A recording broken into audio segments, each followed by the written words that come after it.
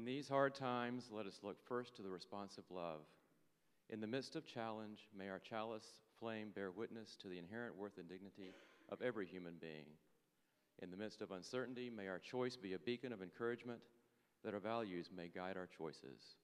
Let us look first to the responsive love. This place that we make holy by our presence. Come in with your strengths and vulnerabilities, fears and anxieties, loves and hopes.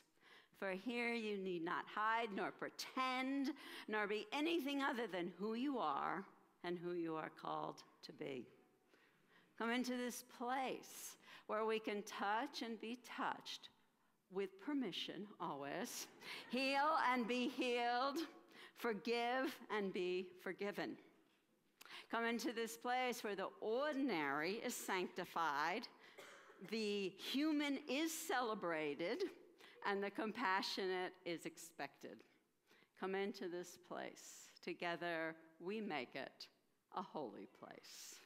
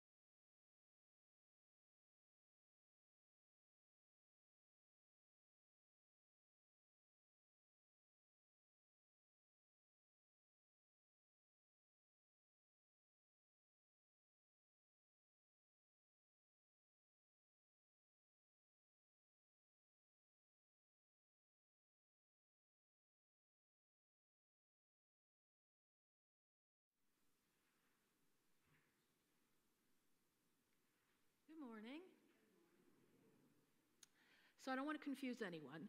Most of you know that I'm Marguerite Mills, your religious education director. But for this morning, for the next few minutes, let's pretend that I'm a hairstylist. So, it's a true story about a little girl, little 3-year-old named Grayson. And I'm friends with her whole family.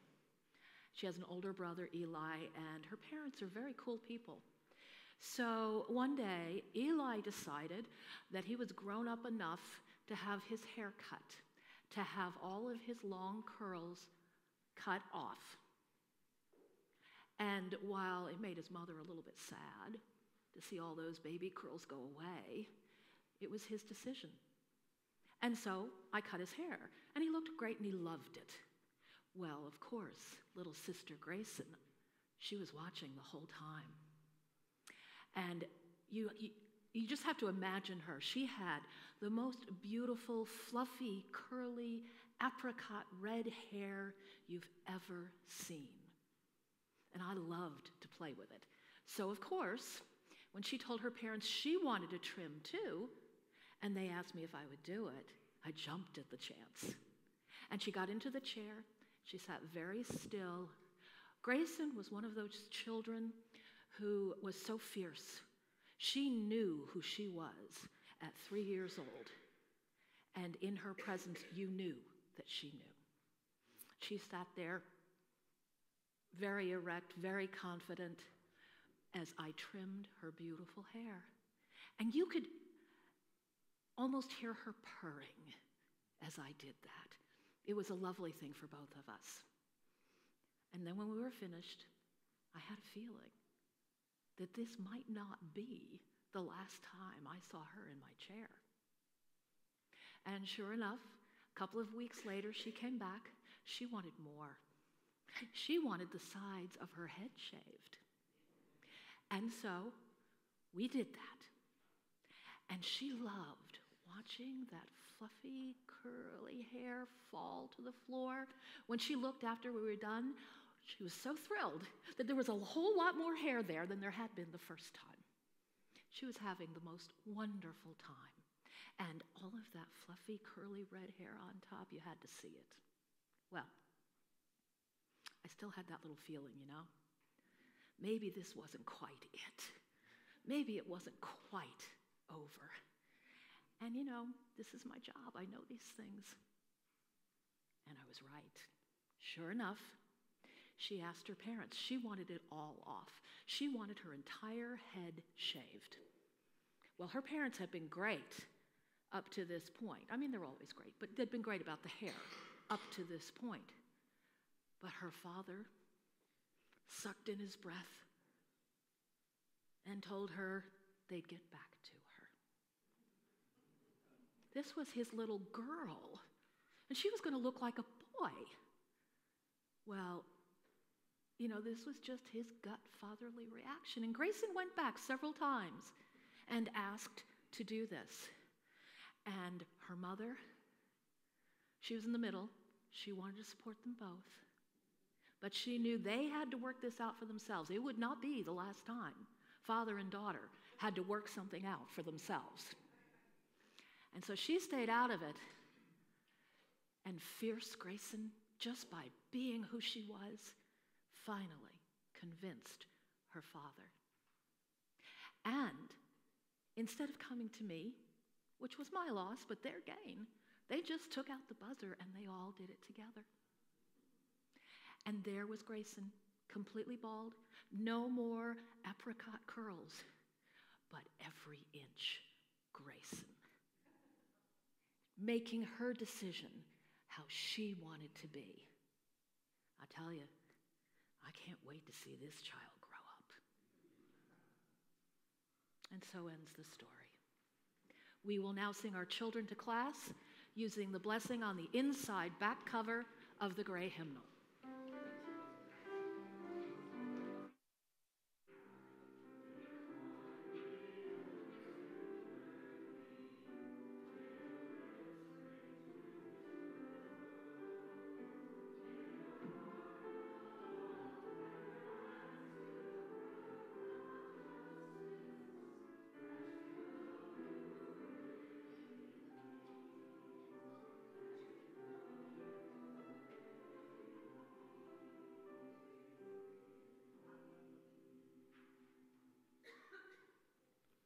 Good morning. My name is Richard Bird. I'm a member of this congregation. It's my pleasure to welcome you here in the sanctuary this morning, and those joining us online. In order to reach a wider audience, a wider community than those able to be physically present here on Sunday morning, portions of this service are live streamed and available on YouTube and our website at thefuun.org. Before I continue, let me remind you to silence your cell phones. As Unitarian Universalists, our spiritual paths vary, but in this congregation we have made a covenant together. We affirm our interdependence, celebrate our differences, and work for justice. We deepen our relationships as we create a compassionate, welcoming community, nurture spiritual growth, and act on our values in the broader world. I want to extend a special welcome to visitors worshiping with us this morning. We ask that you wear the paper name tag because that helps us to get to know you better. If you are seeking a spiritual home, we hope that you may find it here.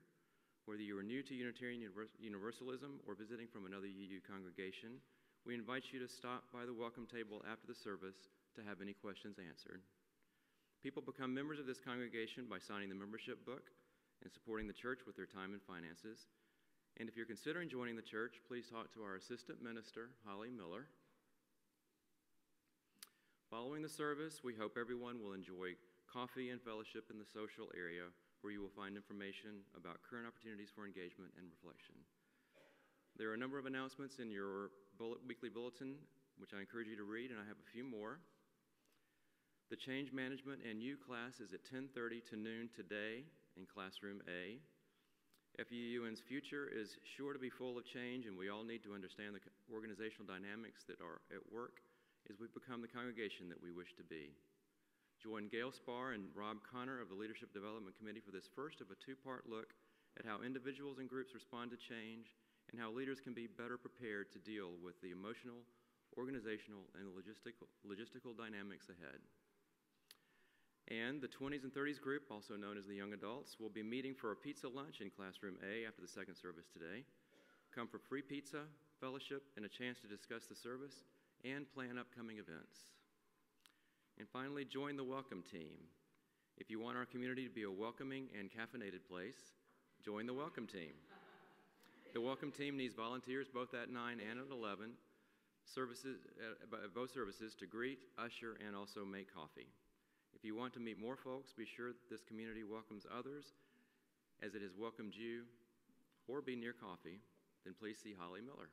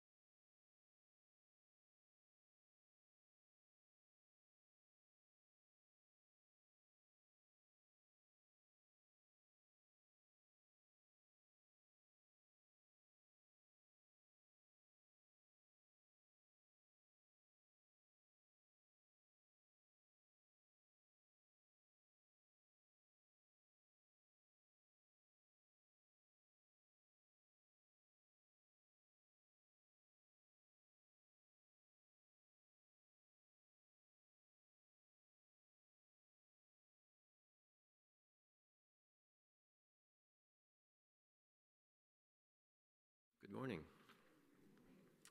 My name is Steve Haruch. I'm a member of this church. I'm also the parent of 2 young people in our OWL program, which you'll hear a little more about later.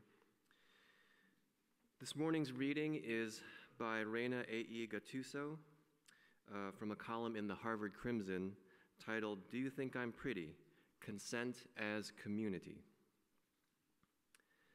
The past 50 years of feminist activism have given us a language to politicize our experiences of violence.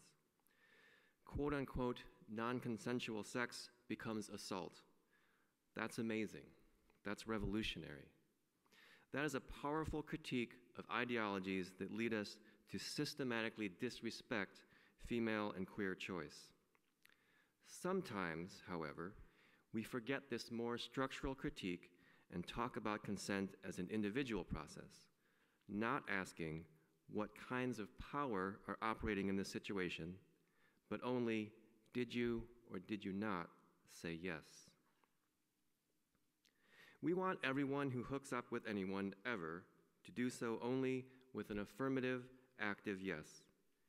Teaching that consent is always clear is a tool in making it so, by mandating explicit and affirmative articulation.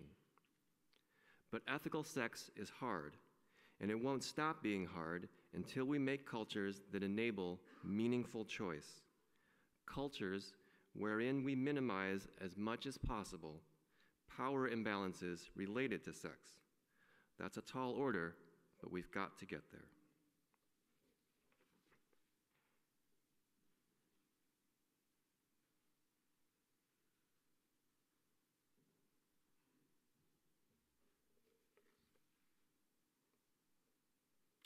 Human sexuality is personal and relational.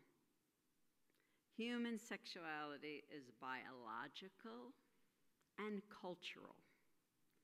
The great womanist writer Audre Lorde taught us that sex is an expression of the erotic. And I quote, "I speak of the erotic as the deepest life force, a force which moves us toward living in a fundamental way." The erotic, that deepest life force. Does that mean that human sexuality can be holy? Let us enter into a few moments of silence.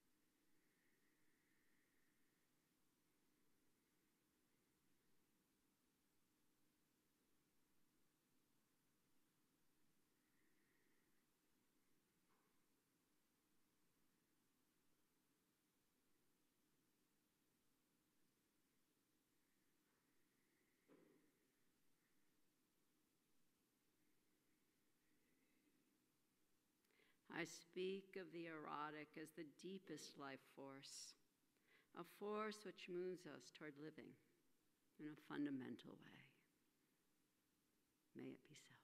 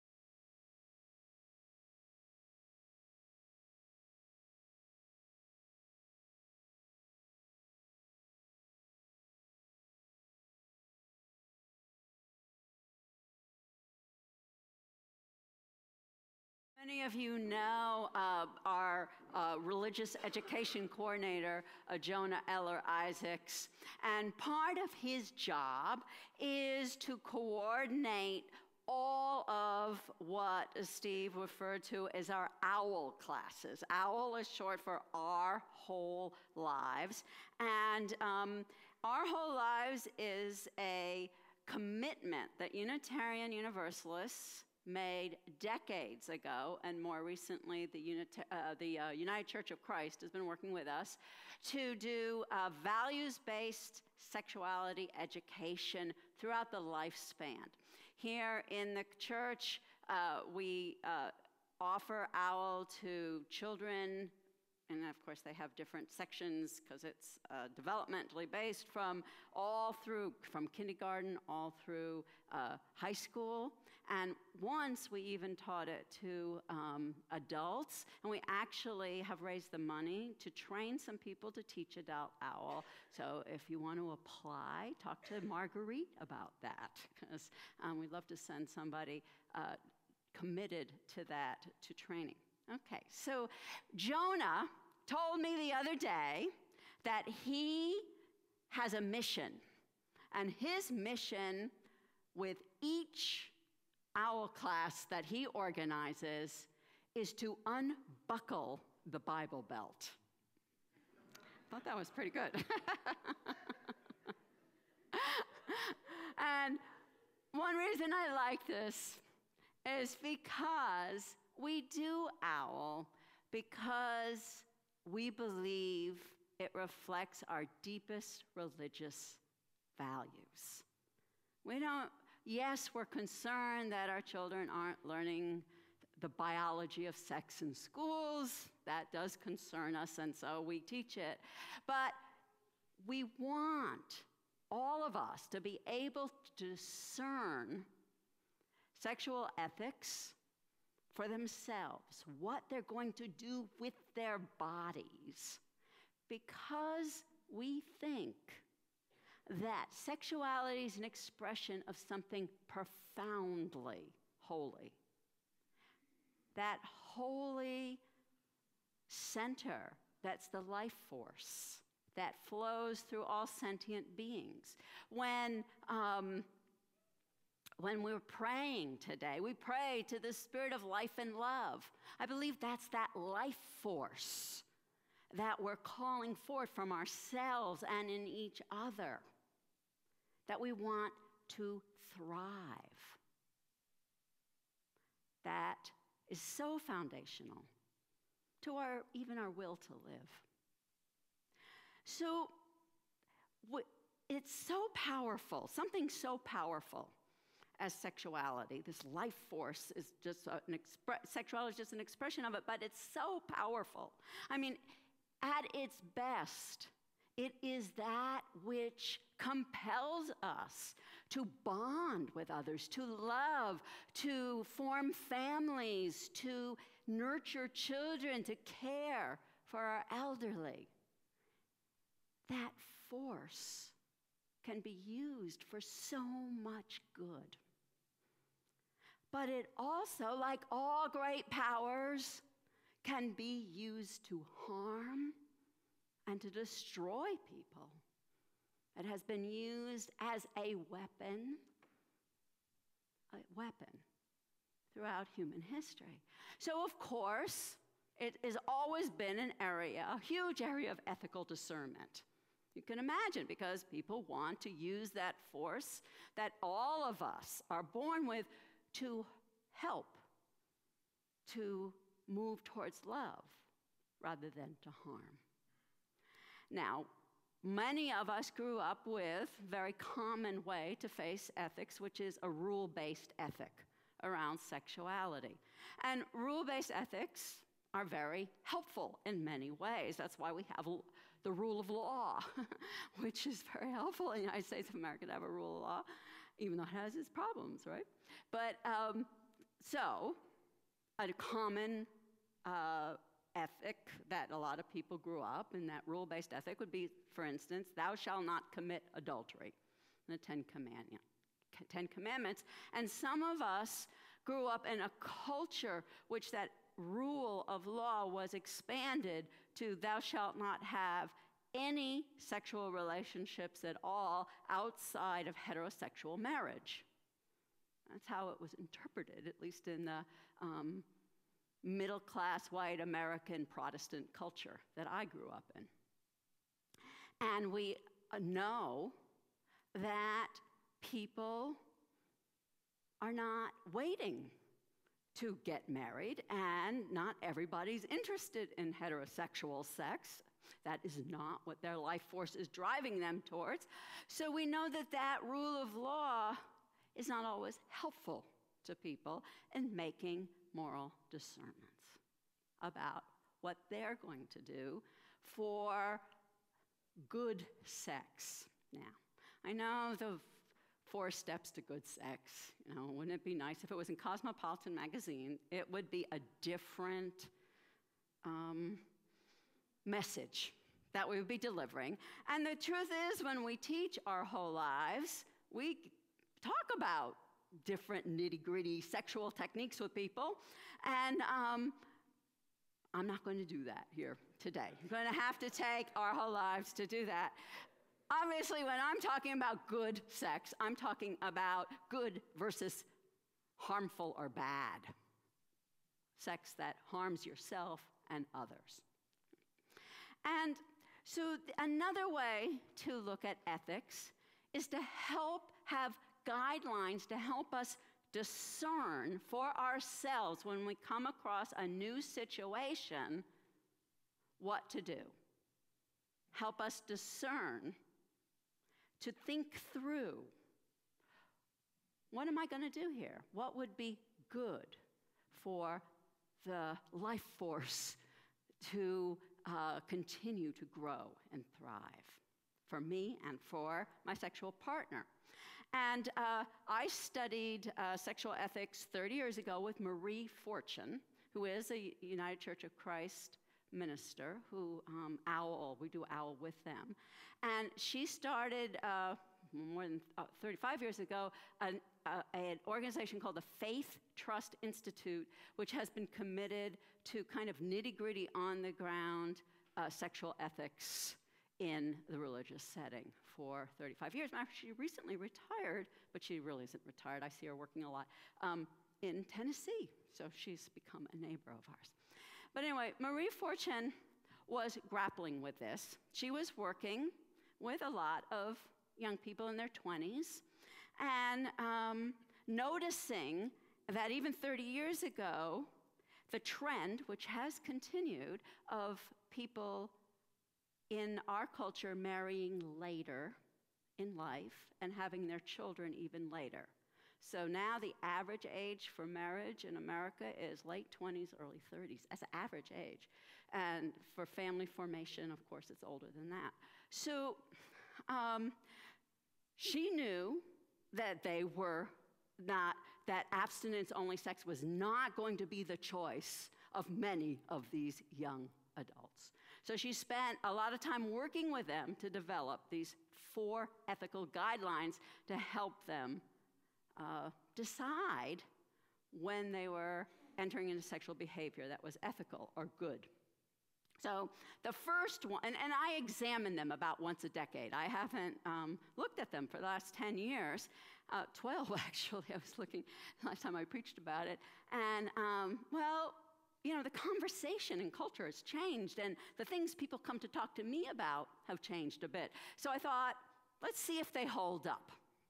So the first one is pretty biological. It is, thou shalt be responsible for the protection against sexually transmitted diseases and be aware of if it's an issue, if pregnancy is an issue, if we have to talk about having children or not. Okay? So young people come to talk to me about these issues a lot, people in their 20s and early 30s, because it is not easy to spend almost 2 decades being responsible for healthy birth control, healthy for you and healthy for your partner. And people spend, I've noticed a lot of people need encouragement to find a doctor, to talk to somebody, to find medical people to talk to somebody, because they're so not used to talking about this. And they have to talk about it with different partners over the decades. So there's a lot of discernment that young people have to do around what do I want with birth control, what's good for my body, and then talk about that with others. We know also a lot more about sexually transmitted diseases. You know, since I was young and dating, and of course this does date me, right? We have, in those days it was syphilis, gonorrhea, a shot of antibiotics. That was it, right? So now we know that there's cervical cancer can be spread through through sexual activity, and now there's a vaccination for that. So people are talking about, do I give my daughter that vaccination? My son, do I give my children these vaccinations? Of course, HIV made all of us aware, but we know so much more about sexual transmitted diseases, and I'm always grateful that my husband, for many years, taught OWL, because he kept me up on all the new research on this, because I would have no idea. They've even changed the names from sexually transmitted diseases to something else recently. I used to know them as, infections, we call them, instead of diseases. We call them infections now. So you have to keep up on the research. Now, what I have also discovered, it's not only young people that are concerned about this. Well, it's only young people concerned about the reproductive health. But I've talked to many elders who either have been long married or long partnered and now divorced, or they're widowed or widowered, and they are entering into relationships in a totally different world. And they didn't have a husband who taught OWL, and they have no idea what's going on out there. And this is every age, from 40 to nursing homes. The biggest controversy in nursing homes is now whether people can have sexual relations in the nursing home, okay? So people are having to learn about these and take responsibility for that, on top of the vulnerabilities of aging bodies. So again, it's a lot of learning to use your words to talk to medical people as well as to your potential partners. So I think that guideline of being responsible for protecting each other from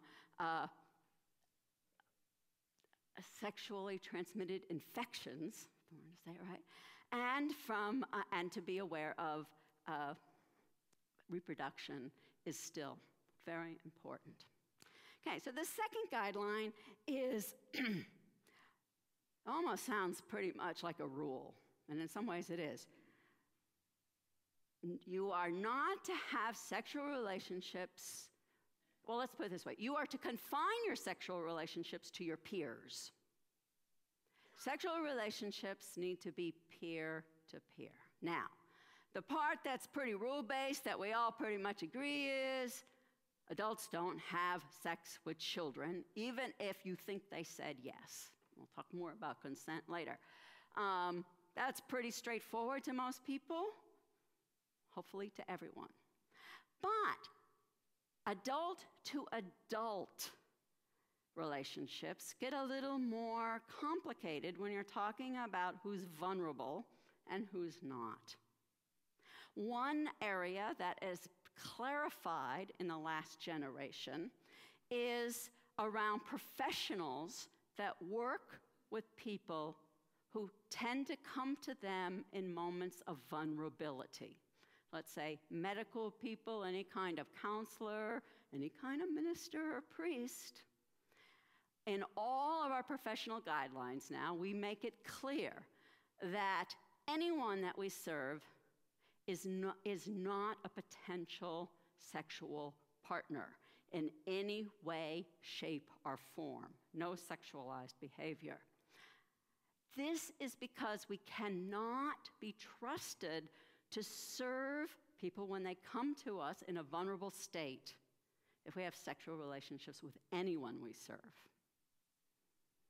And we're clear about that now. Now, the reading today suggested that vulnerability and power in our culture is something that has to be explored much more deeply. Sometimes it's obvious to us that an employer has more power than their employee. And that's why so many people have been reporting sexual harassment against employers, because it's very clear that they were vulnerable to that person's advances.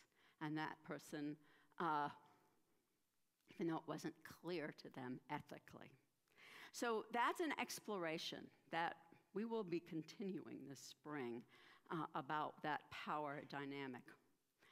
So obviously, that is still a guideline that I'm hearing people find useful. So the third guideline is you have a responsibility to discern whether the partner, your potential sexual partner, is authentically consenting to anything you're going to do. Okay, so here's the big word, authentic. What in the world is authentic consent? 30 years ago, I was a volunteer rape crisis counselor. And I went into the schools a lot because I had been a school teacher in that community, and they thought I could help the kids.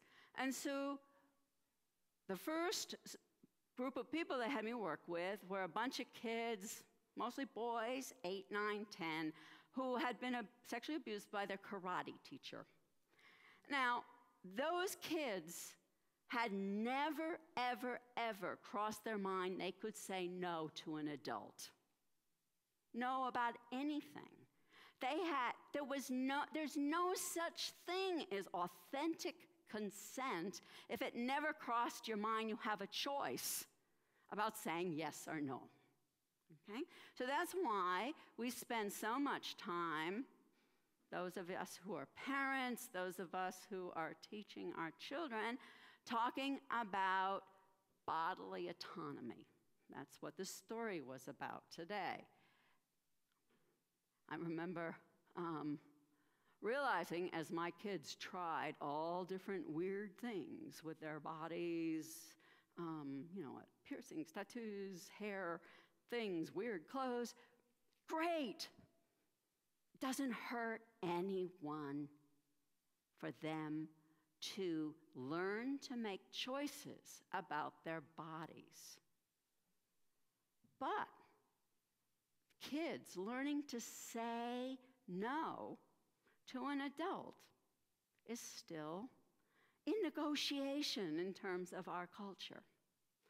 But it's not just kids to adults. Then I went into the middle school, and what we used to do is we showed this movie on date rape. So this was kids in 7th, 8th, and 9th grade. Young adults, they were dating. And after every time I show this movie, every girl in the class, and every class I showed it to, was shocked that the girl could say no to the boy who was asking her to do some sexual things. And they just never crossed their mind that they could say no. And actually, some of the braver boys confessed that if an older boy was trying to do sexual things with them, they also never thought they could say no. So, again, authentic consent. means you have a choice, right? So I have spent a lot of time doing what Steve was suggesting is only part of the issue in the reading, helping people know for themselves, to discern for themselves their own bodily autonomy. What do they want to do with their body, and what do they don't want to do with their body? And then learning to say what their choice is out loud to another person, especially in these emotional moments when, of course, the power of sexuality is overwhelming, we find out. And so to be able to actually speak during those moments is often very difficult. It takes some thought ahead of time. And on the flip side, learning to listen to your partner about what they're saying, to hear what they're saying. Now, to that understanding that as individuals doing that discernment, it is helpful to look at our larger culture. And so Steve and I have committed that in 2 months we're going to do another sermon to look at that larger culture, because we really want to talk about how we bring up our children to be able to know they have a choice in bodily autonomy as well as sexual issues. So we're going to talk more about that. But as we explore it, we realize this is an issue that people is exploding in terms of the culture really examining it. And I'm just thrilled about that, because it's been a long, slow discussion boiling for a long time. So I'm glad we're moving forward with that. So, all right, so authentic consent, still important. Really related to what we were talking about, vulnerability and power in the second one. All right, so third guideline. Oh, fourth, thank you. I can't count. But the fourth guideline, and I know what it is, it's, we have a responsibility to honor previous commitments and promises. Okay, so, all right, obvious soap opera story, right? Two people have a commitment to one another to be faithful to one another, right? They have committed to being that. At least they think they have. And one of the persons in the relationship wants to have sexual relationships with someone else. And the moral thing to do is to actually honor your commitment, go back to that person and say, I don't want to keep that commitment anymore. Right? I mean, that sounds pretty obvious. People hardly ever do it. So I would like to say, because of that, a few things. One is making commitments with other people. In our faith, around covenants, that's sacred. But they are constantly renewable. The last song we're going to sing is called Let It Be a Dance. It's in our hymnal. And that was written, Rick Masden wrote it, and he told me once that he wrote that song after he and his wife of many years were planning a divorce. And they wanted to have a good divorce where they were still good parents to their children. So they had this big meeting where they were talking to each other about how they were going to do that. And as they were having this big meeting about how they were going to be good parents, they realized, oh, we still love each other. We just haven't talked about what our commitment is to each other and how it has changed and evolved over the years. And even, we've never talked about how we broke our covenant at times, our promises to each other, and how do we rebuild trust around that. And they stayed married.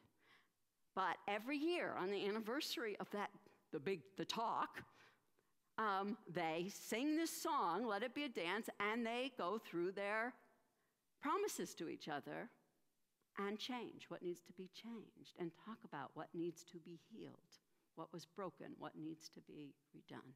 And it's my experience that long-term people who are able to survive relationships through the long term, through broken promises and just the changes in life, in some way, maybe more informally, do that.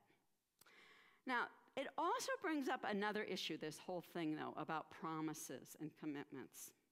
An issue that many people have been talking about, as some people call our president the groper-in-chief. The relationship between the personal and the private. So, when people in their family life break promises, that is personal.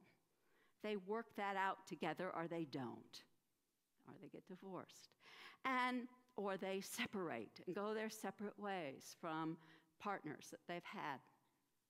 But if somebody has chosen to be a public person, they make promises and commitments because of their role to the people they serve. And that complicates things. All of a sudden, their behavior has both personal responsibilities and public responsibilities. Now, I rarely talk about politics in this room, but I'm going to use Mayor Berry as an example because we're all in the thick of that. Most of us have worked with her politically in some way. We have public relationships with her, and it is important to us how this city is served.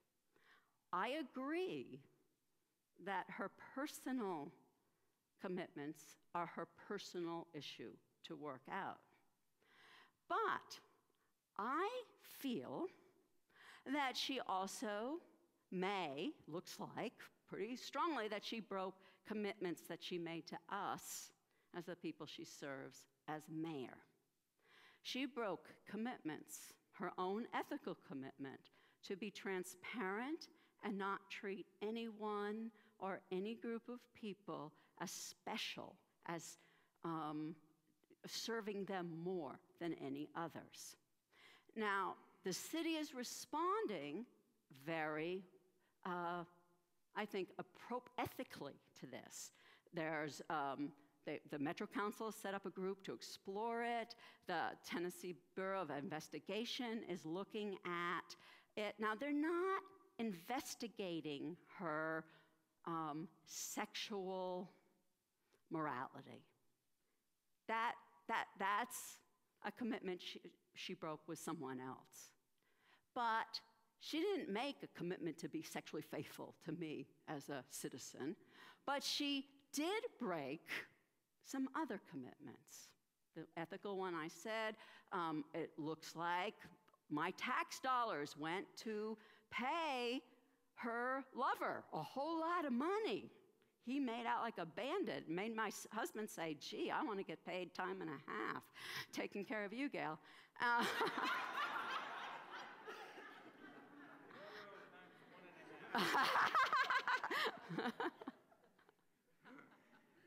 They're investigating that. They're investigating nepotism charges as well, which is against the ethical code to us. Now, I want to make clear I believe the reason why sexual misconduct is so common amongst our public figures is because sex is powerful. And it's just simple. You got more access if you're a public person than you do in your private life. And you got to figure out how to deal with that, right? It's a powerful urge. But the moral, ethical promises that are broken were not sexual to us, but they were ethical. They did not serve the city. She did not serve the city and every one of us who lives in the city. So I want to make that clear because it gets back to a theme that keeps coming up is power differential. The theme that comes up in the guideline around who's more vulnerable than who, and how we deal with that dynamics, the power dynamic that comes up with what's authentic consent, the power dynamic that comes up with who are your promises to? All kinds of promises and commitments that you make. So, I invite all of you to think about whether these 4 guidelines, and they're written out in the newsletter and on the website, are useful in your ethical discernment. And if I'm actually really curious about whether there are other issues of sexual discernment in terms of ethics that come up for you. I've been going through a lot of the discussion about pornography, and I'm not sure that these issues, guidelines, help people decide about the kind of a huge number of people who have become compulsive viewers of online pornography. So I'm really curious for this conversation to continue. But I just wanted to end by saying these 4 steps to good sex, they all call us to know ourselves, to be able to articulate what keeps our life force flowing so that we thrive in the world, and to have intimate relationships that are intimate not just on every level. So you have to talk to each other a lot to have good sex. And in the end, I think good sex, in that sense, is the best sexual technique of all. May it be so.